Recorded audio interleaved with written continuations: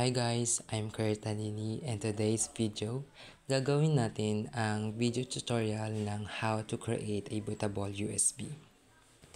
So before we start, please like, subscribe, and click the notification bell para updated ka sa aking video.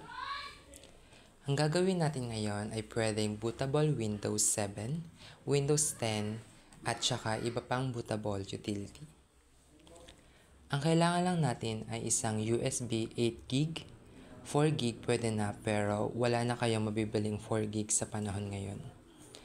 At saka isa pa natin kailangan ay Windows 7 installation o ISO file, yun yung i-rewrite natin sa isang pendrive. At saka kailangan din natin ng isang software utility. Ang gagamitin natin ay Rufus. Yung Rufus ay isang utility that helps format and create a bootable USB. Nandito na tayo sa website ng rufus.ie. Na-download natin yung utility. Maliit na files lang ito kaya madali siyang i-download. Ang bago niyang version ay Rufus 3.10. I-download na natin. 1.1 MB lang siya. Tapos agad.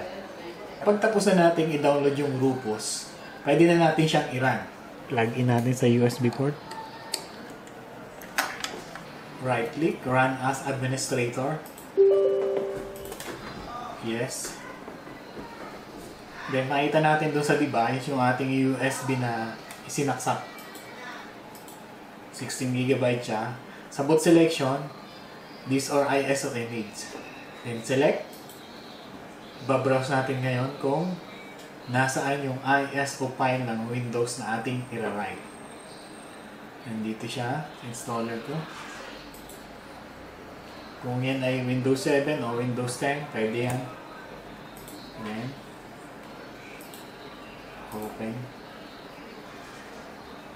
Tapos dito sa partition scheme, dapat siya ay MBR, BIOS, target. Okay na to. Then itong volume label, pwede natin siyang palitan. Windows 7 or Windows 10. File system and TFS. Okay na yan. Okay na yan. Ready na siya. Pwede na natin i-start. Start. Then, tatanungin ka niya.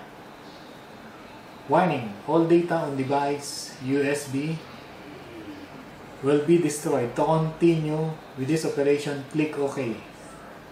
To quit, click cancel.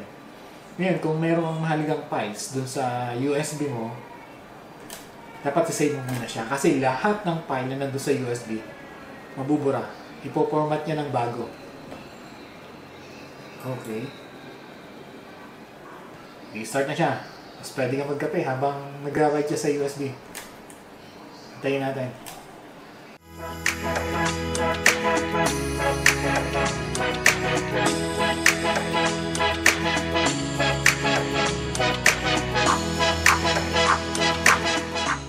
Tapos na yung pag-write dun sa USB. It took 6 minutes.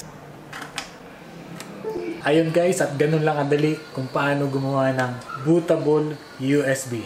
Ang kailangan mo, ISO file na iyong ilalagay sa USB. At syempre, USB, computer, at saka Rufus utility. Okay guys, like, comment, and subscribe. I'll see you on my next vlog. Bye-bye!